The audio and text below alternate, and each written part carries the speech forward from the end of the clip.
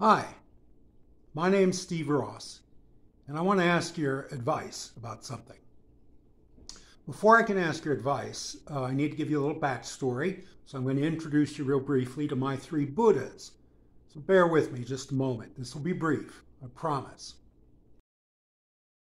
So three Buddhas. These are my three Buddhas. I'm 64 years old, and in my life I have collected three Buddhas that I can be said to own, if anybody can be said to own a Buddha. This is the first one. He's in the Sukhothai style, which is the most common in Thailand. He's a seated figure, which is the most common in Thailand, because that saves materials. It's a lot easier and cheaper to make a seated figure than any of the other options, which is just standing or reclining. And of course, it's easier because it's a lot easier to make one of these sit than it is to make a standing Buddha stand without toppling over. So he's Sukhothai. He is in the suppressing Mara pose, which is one hand on the knee, and that is the most common. Mara was evil, suppressing evil.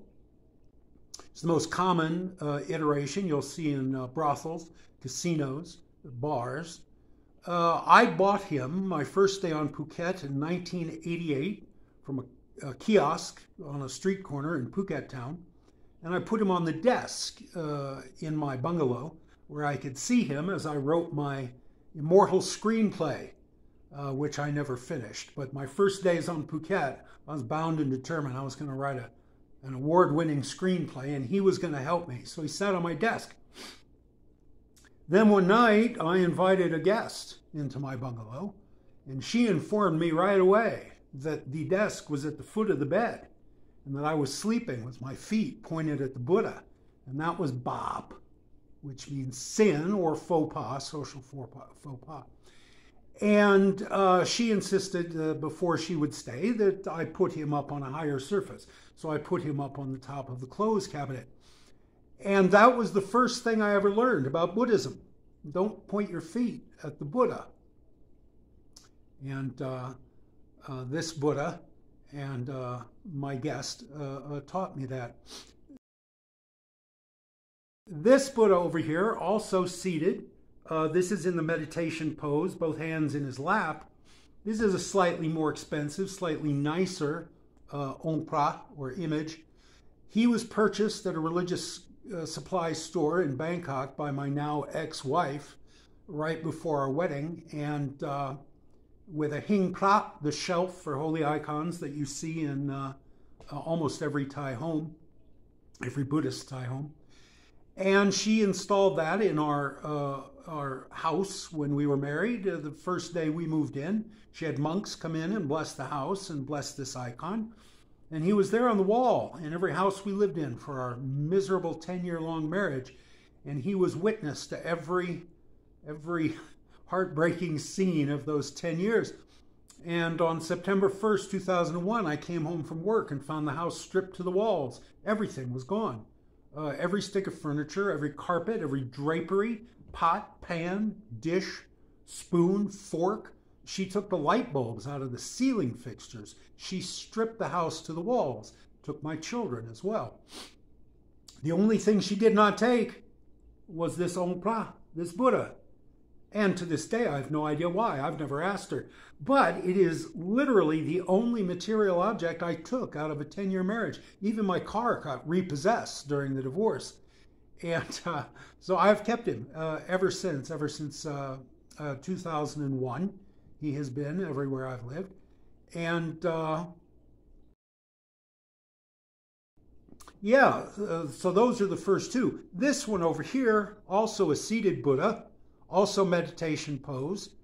I made this when I was 13 years old as a prop in a production of a one-act play called Black Comedy by Peter Schaefer, who would go on to write Equus. And in that play, at the end of the play, the denouement involves the destruction of what is described as an antique, priceless Buddha. And it gets smashed on stage in every show. So the community theater needed about a dozen of these, one for every rehearsal and every show. And I made them out of bisque-fired clay, very brittle, made to break when it hit the ground. the last performance of the show, it did not break. It bounced across the stage, out into the house, bounced off the knee of a man in the front row and landed on the carpet. And after the show, I went out there and I picked him up and I brought him home. And that was 1970. I was 13 years old. And this Buddha has been with me. Well, he's been at least in my mother's house or my house since 1970. So those are my three Buddhas. So now I will ask your advice. Maybe you know, maybe you don't. I have been dreaming for 20 years of retiring to Thailand when I turn 65. I will turn 65 in November of this year. And it has always been my plan to go in November of this year. I've decided, why wait? I will not be in a better financial situation or health situation or emotional situation in November of this year than I am right now. So I have given my notice. March 4th, 2022 will be the last day of my working life in the United States of America. And as soon as I can, after that, I will come live in Thailand.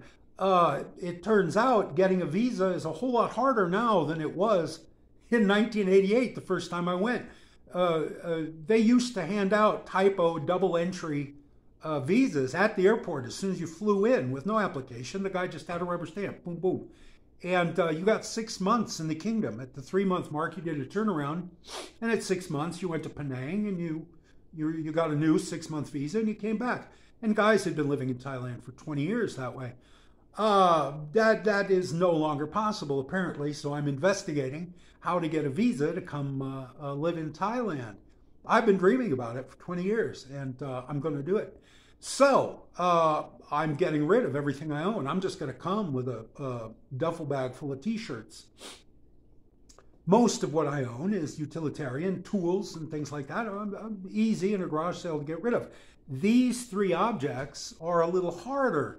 The Thai Buddhist temple in Albuquerque has agreed. I spoke to a very sweet young monk there on the phone. And if I drive these guys up there with some other Thai knickknacks that I have, they will be happy to accept them and find good homes for them. This one, on the other hand, the one I made myself when I was 13, this is not something I would offer, to a real Buddhist. It does not conform to the 32 laksanas that make a Buddha a Buddha. And it has not ever been consecrated by monks, and it is not, it's not something I want to give the temple. I don't want to just throw it in a garbage can. I don't know what to do with it. I've thought about taking it out to the desert. I live in the middle of the Chihuahua Desert. I've thought about taking it out to the top of a mesa and just leaving it, finding a little niche in the rocks and leave it there. It'll survive.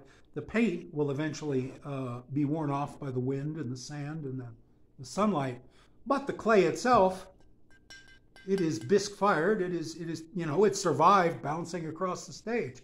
It has probably been dropped a few times since 1970. It's pretty rugged. So I've thought about taking it out in the desert and just leaving it on the top of a mesa, but that's a long walk. That's miles out in the desert and up the side of at least a hill. And I'm not a young man anymore. So that's my question. What do I do? What do I do with this Buddha?